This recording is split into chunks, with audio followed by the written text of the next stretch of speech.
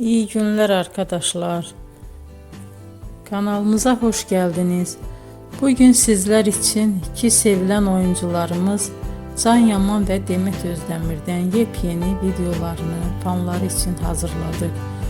Onlar Erkenci Kuş dizisinde rol almış ve sevgili olmuştular ve bir süre sonra yollarını ayırdılar.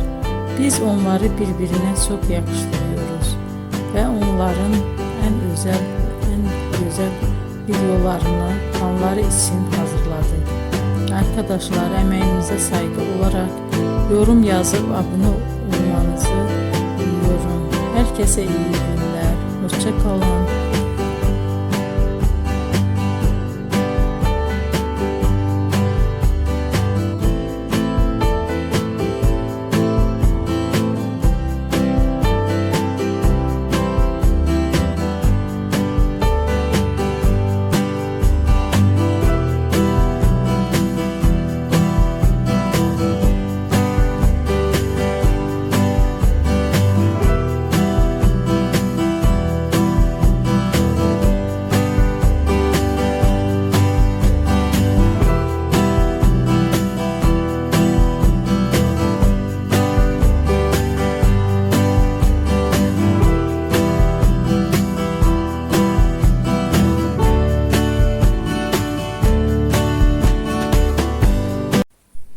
İyi günler arkadaşlar.